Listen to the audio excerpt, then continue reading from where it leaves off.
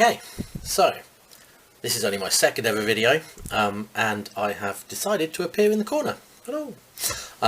Not sure why, just thought it'd be fun. So now I'm in the corner yelling at you from the edge of your screen. So hopefully it'll be alright, it'll work out, and it won't be too annoying. I've obviously gone for the casual look, as you can tell from the t-shirt. And obviously if I wear this in other videos, it is because I'm probably recording in batches. It's not because I don't wash, just to clarify. So today, what I thought I'd go on about is basically identity columns. I kind of get a lot of feedback about these because identities are weird. People use them in odd ways. People don't know some of the nuances of them. So I kind of thought that why not? It's kind of fun to do in a more demo than it is in a blog. So demos it is. So, fun with identities. So I'm just going to dump this table in case it exists. Always the safest way to do anything. Obviously I'm using 2019, so you can tell that I've got the drop table if it exists. Only works from 2016 onwards. You'll have to use the older version if you want to run these demos on 2014 or 12 or etc. So, basic identity. We pretty much all know this one. Hopefully you do if you're watching this video. We just create an identity in this format. We create the column name, we give it a data type, so in this case an integer, and then we specify it's an identity, and it's going to start at 1 and increment by 1. And it's just a table with first name and last name in it, so I'm going to create that. And the world is good. Now, as we know, or should know, we can't insert directly into an identity. An identity is controlled by SQL Server, so this is going to go bang. So if I run this and try and put an employee ID into this, just to show you this table to start with, it's just literally a list of first name, last names and employee IDs. It's nothing exciting, there's 224 rows, and it's just quite good for demos. So I'm going to try and put that in to my table, and it is going to go bang. As you can see, cannot insert explicit value for identity column. All good. We knew that was going to happen. So if we ignore the column, SQL will fill it in for us. So as you can see here, I'm just going to insert first name, last name with first name, last name, and ta-da, works. So that's all good. We can actually see what's in our table. Let's have a quick look, and you can see that it is the 224 rows that I mentioned a second ago. So that's all worked fine. Now, obviously, to be a little bit more fun with identities, that's kind of the boring one. We don't have to start at 1 and increment by 1. So if I dump that table again, in this case what I'm going to do is I'm going to start at 5 and increment by 3 every time. Perfectly plausible, like think of a gym, think of anything like that. They don't want to hand out member 1 to people. Same as in invoicing, so you start out as a job, you're going to be like a plumber, electrician, whatever you like. Your first invoice, you don't want it to be invoice 1 because people think you don't know what you're doing or you've never been employed before, etc. You might start at invoice number 283, for example. So yeah, so this starts at 5, goes up by 3. So I'm going to, just create that, so I'm going to double check that I did. There we go. Now if I insert into that, the world is good, that works because I'm not inserting into the identity column. Run that, and we get exactly what I said, which is it starts by 5 and goes up 3s. So 5, 8, 11, 14, 17, 20. So all is good, started at 5, went up by 3s. Exactly what we expected. As a quick note, can we tell if a column is an identity? Yes, we just have to look in the metadata. SQL's pretty clear on this. Join tables to columns, so systables, syscolumns, join an object ID, and just look for my table. So I'm just going to use the table that I've currently got going. And you can see that in that table we've got 3 columns, and the ID column has a flag saying it is an identity. So yes, we can tell. So if you're ever unsure, just do a quick check against the sys tables. It will tell you if something is an identity or not. All good. Do we know what the next identity value is going to be? If we just happen to come across a table, we might not be sure. I mean, we might not be able to work out what it's going up in increments.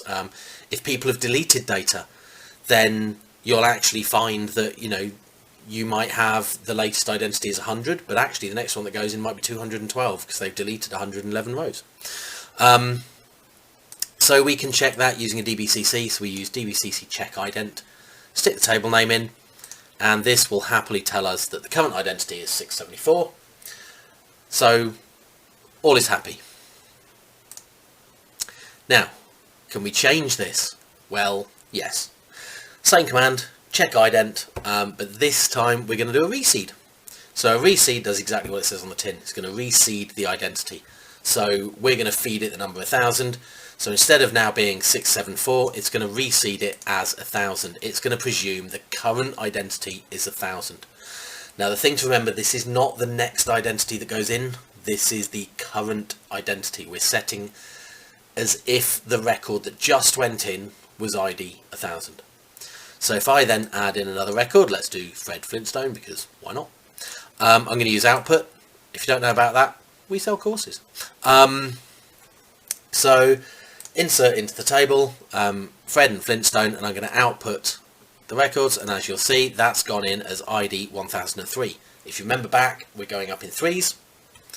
Skip back up here, you can see the last time we created this table we went up in threes.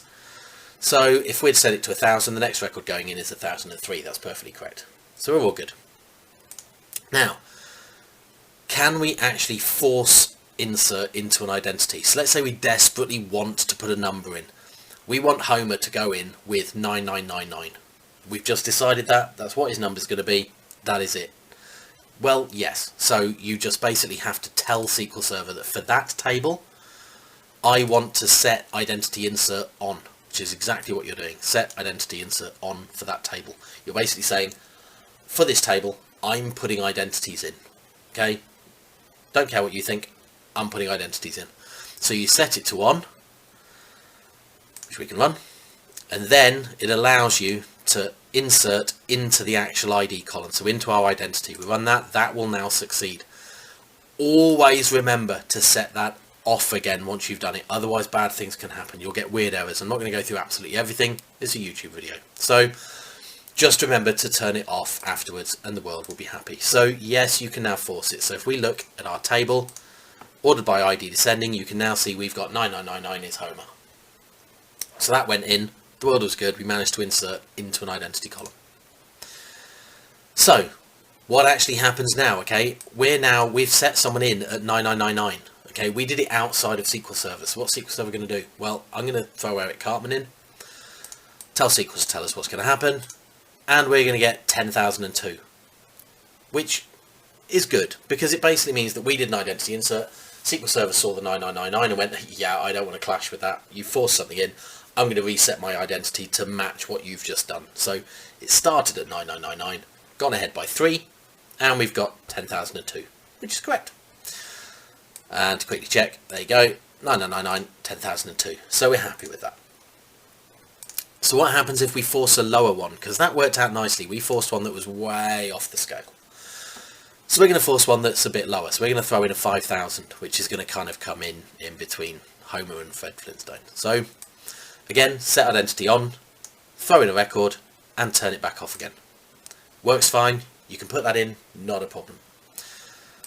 So now I'm just going to put in another record. Without the identity insert, I'm just going to put one in and let SQL work out what the identity is. So we've just put in 5,000.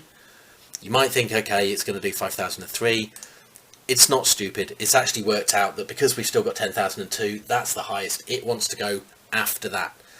It can't guarantee otherwise that it's not going to start getting clashes at some point. It knows there's a higher value in. It's going to throw a higher value in still. So 10,005, which is good. So SpongeBob gets 10,005. Yes, I do like cartoons. So we're now done with our inserts. Okay, inserts done and dusted. They're the kind of simplistic. Most people know that. These are the kind of quirks that people might not know. They might be useful, they might not, but I kind of like to mention them. So I'm quickly going to dump my table again. And then this is kind of what I call the quick create. It's not massively quick. All it does is remove the brackets. So it saves you typing a bracket, a number, a comma, a space, a number, and a bracket if you like putting spaces in. So maybe 5, maybe 6 characters. It's not a massive saving, but you know, lazy people, this works quite well. So you can create a table with just the word identity. And if you do that, that does it as starting at 1, incrementing by 1. So if I then throw my data back in again, you'll see I've only put first name, last name, no identity, and it has done it starting at 1 and incrementing by 1. So it's kind of like I said, the quick create. It's the kind of lazy version. Now, let's go for another random quirk. Okay, so let's say we've got a data set and we want to store that data set in a temp table. We want the temp table to have an identity, but we want to use into. We don't want to kind of pre-create the temp table. Let's say it might be changeable for whatever reason, I don't know why, but we don't want to pre-create it. Maybe it's huge and we don't want to sit there typing for hours. It's nice and quick just to do an into. We maybe don't want it logging because obviously there's different internals that work around these things, but I'm not going to go into that. So we basically just want an identity on our table using an into. So the way I kind of end up seeing it being done out in the kind of wild is basically using row number. Row number is not an identity. I mean, it adds a kind of identity value to your data set. So if I quickly kind of chop that out, you can see here that if I just run that, I've basically just got an ID. I've only got 74 rows because this is basically a modulo 3. So I'm basically just taking every third record. So if I was to do this, yes, it generates an incremental number, but it is not an identity. So if I run this, this will work. Okay, we get our 74 rows into the table and we can read from our table. Like I said, it looks fine, looks happy, but it is not an identity. So if I want to insert just first name, last name, which is what we've been doing all along, that will fail because it wants something in the ID column. Okay, not an identity. So how can we create one? Well, this is the one thing I see a lot of people struggling with because they don't know it exists. You can actually just select an identity as a column type when you're creating an into. So we've got first name, last name into that, which is fine. But if you see here, the first column is just an identity. It's an integer. It's going to start at 1 and go up by 1. And I've named it as an ID. If you actually run that, that will now create you an identity. So you can see we've still got our 1, 2, 3, 4, etc., which we could have got with a row number. But in this case, if we now just put in a first name and last name, we now get our identity. It's created us our next record. It is actually a genuine identity column. So you can actually use an identity with into. This is one thing I really rarely see people use. But yeah, you can use an identity with an into, which is great because you get the minimal logging, etc., all the benefits of the into with an identity. Now, there is the reverse problem of this. Reverse problem is the unwanted identity, hence my cunning name of Unwanted Identity. So this is the unwanted identity version. If I now have my identity table, we know my table has an identity on it.